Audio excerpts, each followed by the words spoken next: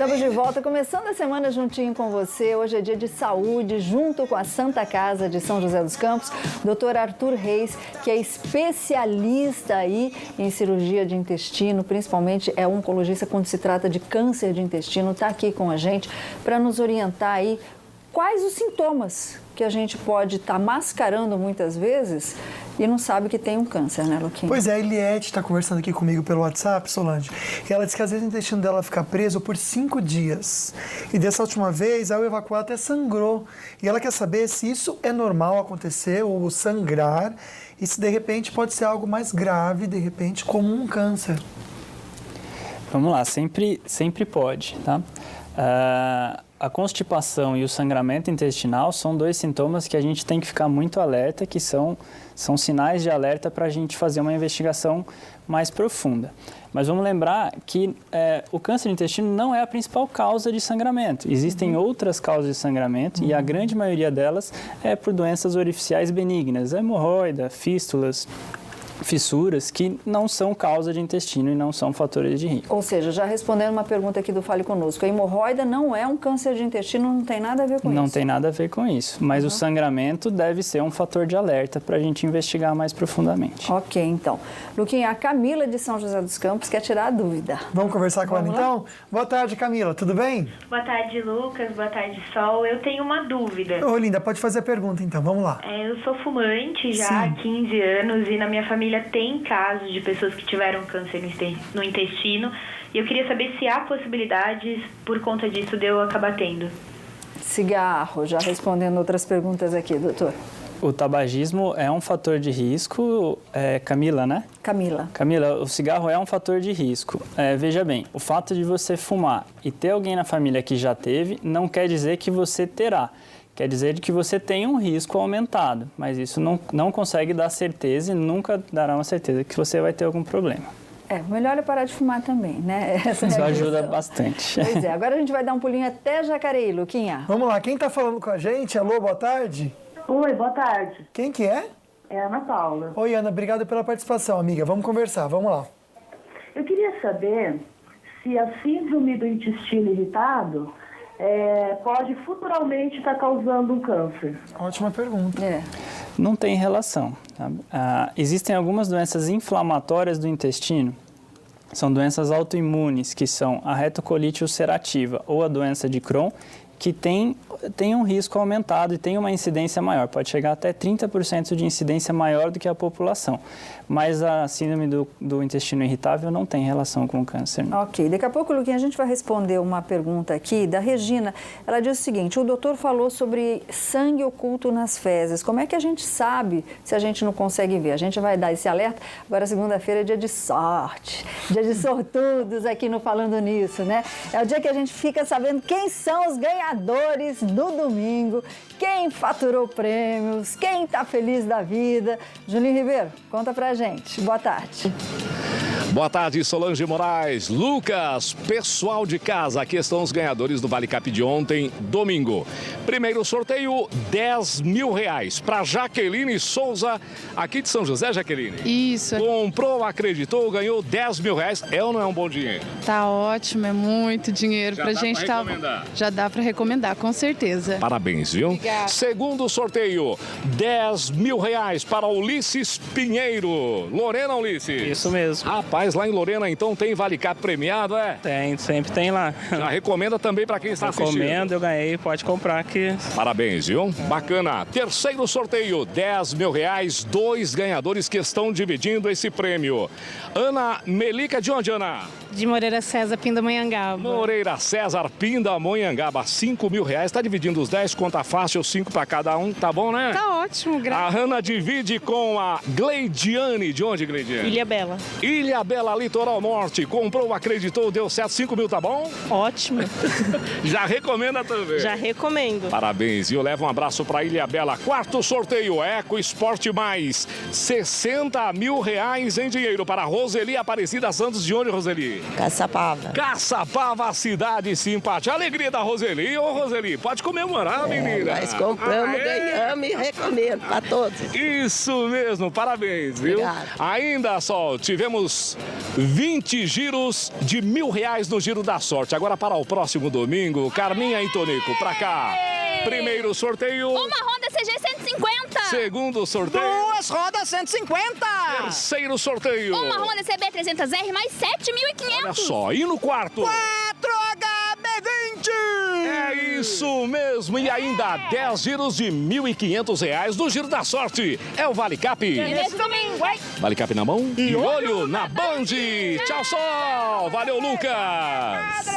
Tchau, meus queridos. 4. Na falta de um carro, você pode ter 4 na garagem. Que 4 sonho, HB20. né? Que bom, né? Muito demais. legal mesmo, né, Solange? A Maria Guadalupe de Jacareí vai conversar com a gente agora, tá ao vivo com a gente aqui na linha. Oi, Maria, boa tarde. Alô? Tudo bem, Maria? Caiu a ligação? Fazer uma Luquinha? pergunta de uma Vai mamãe lá. aqui. Aliás, tem 2 perguntas sobre adolescentes. Eu não vou falar o nome das mães para não constranger os adolescentes. Uma é o seguinte: o filho tem um intestino muito solto. Diz que ele tem diarreia praticamente todos os dias. Só que por ser adolescente, fica aquele receio de falar, de ir num médico. E já a outra diz que a filha dela, quando vai no banheiro, sempre entope privado, de tanto cocô que faz. Uma é uma coisa, outra coisa.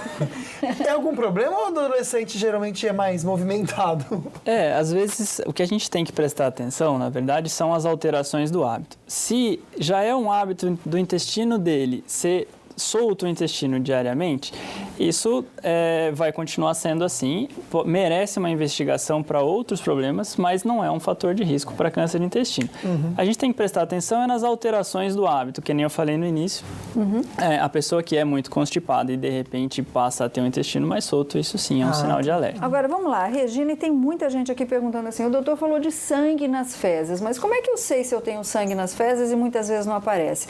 Ou seja, é um exame que a gente pode pedir para o nosso médico? A partir de que idade que a gente deve fazer isso? Então, como recomendação de rastreamento de câncer de intestino, a gente tem a recomendação de colher o sangue oculto nas fezes de todas as pessoas com mais de 40 anos.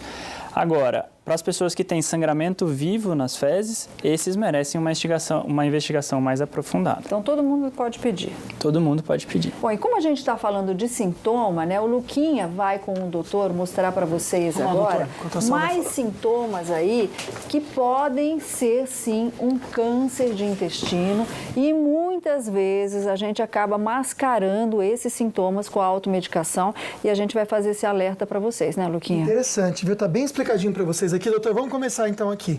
Um por um, vamos explicando o que pode causar o câncer. Vamos lá. Aqui a gente tá exemplificando os principais fatores de risco para a ocorrência do câncer de intestino. Como eu falei agora há pouco, as doenças inflamatórias, que é a doença de Crohn e a retocolite ulcerativa, são fatores de risco e pode aumentar em até 30% a incidência. A presença de pólipos, principalmente os pólipos adenomatosos, esses pólipos são lesões precursoras do câncer. Isso, se não retirado durante uns 10 anos, isso pode virar um câncer no futuro. As síndromes genéticas, que a gente conversou pela pergunta da Camila, o tabagismo, a história familiar, as pessoas que têm parentes, principalmente os parentes de primeiro grau, têm um risco aumentado e principalmente a dieta.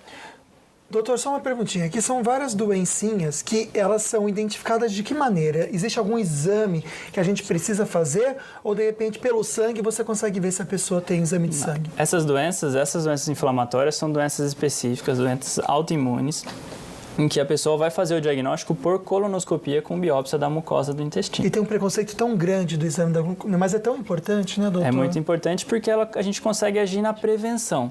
E também, em alguns casos, até o tratamento pode ser feito por colonoscopia. E existe algum tipo de exame que a gente precisa fazer? Uma idade, assim, a partir dessa idade você tem que fazer ou não?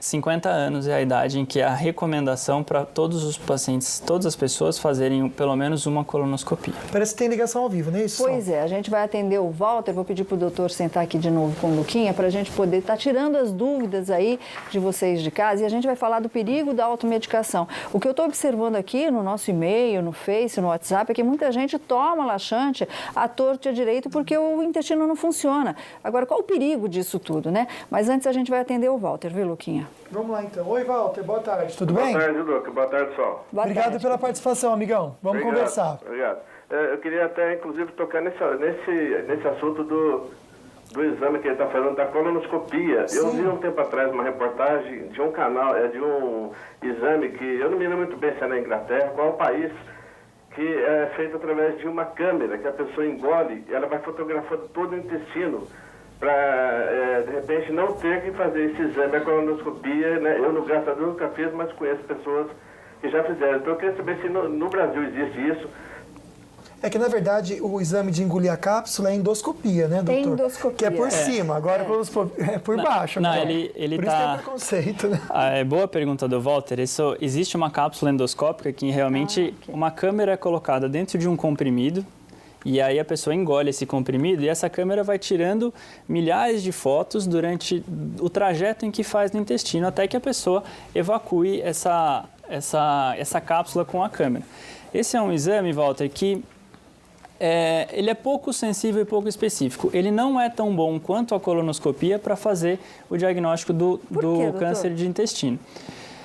Porque são várias, vamos dizer assim, são várias fotos que vai tirando. Existe a possibilidade de, naquele ponto onde tem uma lesão pequena, não conseguir não tirar uma foto dali e passar despercebido.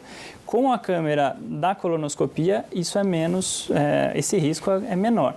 Agora, a colonoscopia leva uma vantagem nisso porque a cápsula endoscópica vai agir só para diagnóstico. A colonoscopia, quando ela vê um pólipo adenomatoso e ela resseca esse pólipo, ela faz isso no mesmo tempo, ela age preventivamente. Vai evitar que esse pólipo adenomatoso vire um câncer dali a alguns anos. Então, Paulo, nosso querido Paulo de Ilhabela, está aí a sua resposta. Todo pólipo pode virar um câncer, né? Se diagnosticado preventivamente, o próprio exame já resseca esse pólipo, que deve ir para a biópsia, a gente vai confirmar com o doutor, mas aí fica tudo tranquilo, né, Luquinha? Pois é, eu acho que a gente tem que bater no martelo aqui do não preconceito para fazer esse exame, né, Solange? Porque o que importa, na verdade, é a gente cuidar da nossa saúde, né? Essas bobeirinhas não tem que pensar sobre isso não, né, gente?